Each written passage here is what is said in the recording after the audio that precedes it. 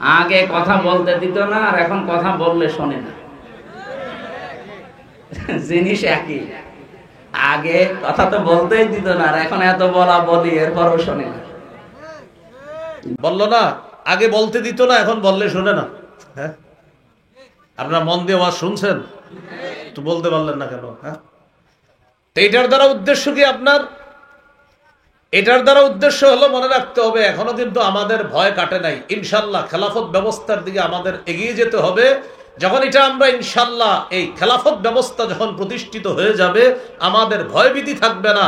আল্লাহ তাআলা এই ভয়ভীতি দূর করে দিবেন, যার সুন্দর দৃষ্টান্ত বর্তমান আফগানিস্তান। কোন রাষ্ট্র?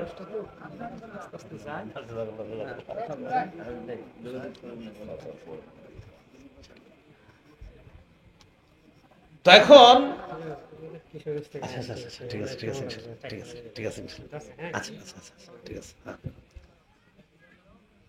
তো ঈমান এবং নেক আমল, এটা হলো খেলাফত প্রতিষ্ঠিত হওয়ার পূর্ব শর্ত। তো মনে রাখতে হবে ঈমান এবং নেক আমল। এবার আমার সাথে বলেন, বলেন খেলাফত প্রতিষ্ঠিত হওয়ার পদ্ধতি দুইটা। বলেন শর্ত কয়টা? দুইটা, ঈমান নেক আমল। আর পদ্ধতি কয়টা? আবার বুঝেন, শর্ত কয়টা? ঈমান নেক আমল। এবার বলেন পদ্ধতি কয়টা? বলেন দাওয়াত। জি, তাহলে আপনারা বলবেন শর্ত কয়টা? এক নাম্বার ঈমান নেক আমল। এবার বলেন পদ্ধতি কয়টা? দাওয়াত, জি। তাহলে খেলাফতের শর্ত দুইটা, পদ্ধতি দুইটা। শর্ত দুইটা হলো ঈমান নেক আমল, পদ্ধতি দুইটা হলো দাওয়াত এবং জিহাদ। আল্লাহ আমাদের সকলকে জিহাদের ব্যাপারে যেন সঠিক মানসিকতা আমরা লালন করতে পারি, আল্লাহ তৌফিক দান করেন।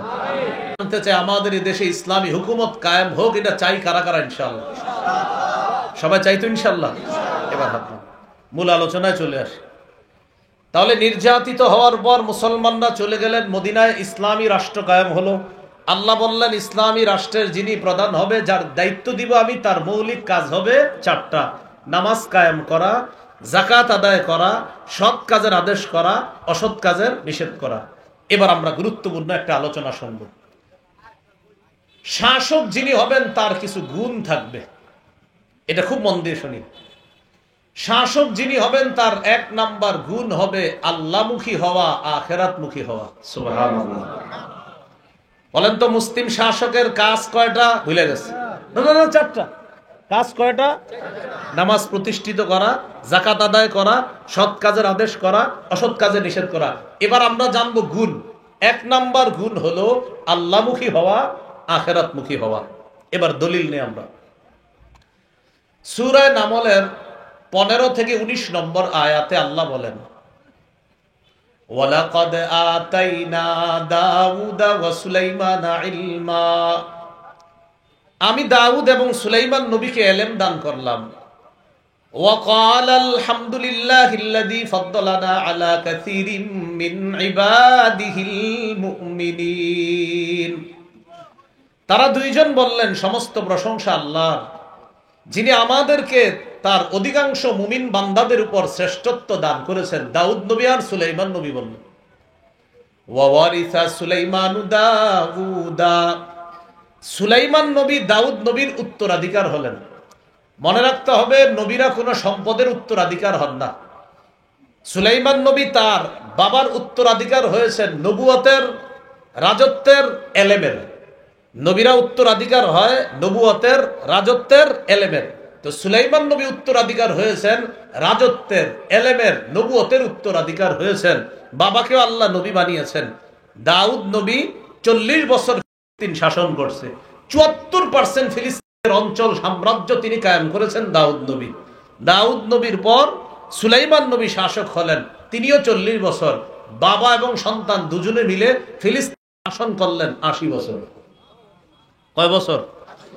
এজন্য একটা তথ্য মনে রাখবেন। বলেন বনি ইসরাইলরা সর্বমোট ফিলিস্তিন শাসন করেছে 418 বছর। এর মধ্যে ইমানি শাসন 80 বছর, বাকি বলেন বাকি 338 বছর শিরিকের শাসন। কুফরের শাসন। বনি ইসরায়েলের সর্বমোট শাসন ছিল ফিলিস্তিনে 418 বছর, এর মধ্যে 80 বছর ইমানি শাসন।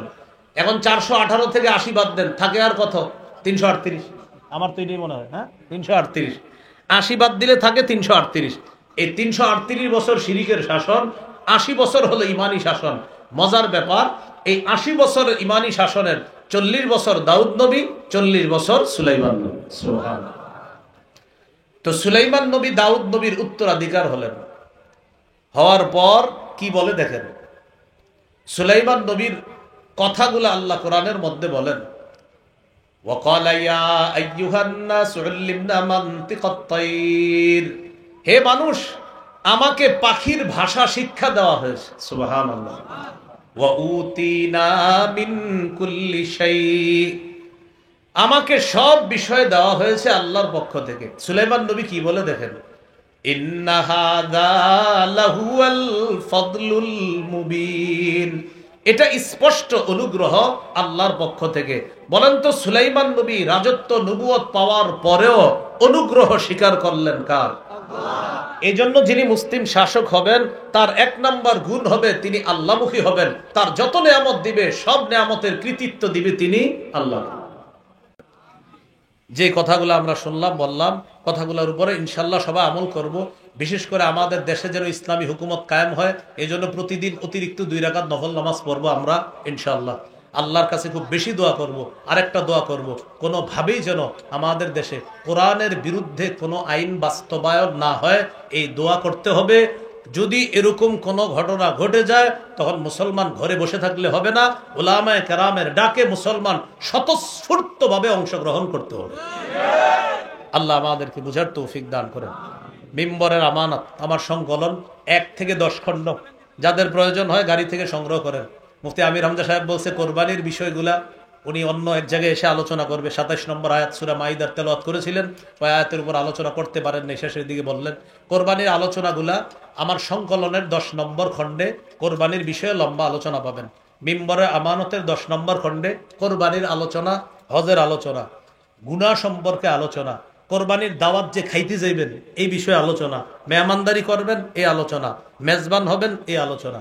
9 নম্বর খণ্ডের আলোচনা যাকাত, রমজান, পাপ। 8 নাম্বার 7 নাম্বার খণ্ডের এই 2 খণ্ডের আলোচনা হলো নামাজের মাসলা মাসাইল, নাপাক পাকের মাসলা মাসাইল। 6 নম্বর খণ্ডের আলোচনা নামাজ। 5 নাম্বার খণ্ডের আলোচনা লা ইলাহা ইল্লাল্লাহর ব্যাখ্যা। 4 নাম্বার খণ্ডের আলোচনা স্বামী স্ত্রীর অধিকার। 3 নাম্বার খণ্ডের আলোচনা শিরিক বেদাত, হালাল হারাম না, হালাল হারাম 3 নাম্বার।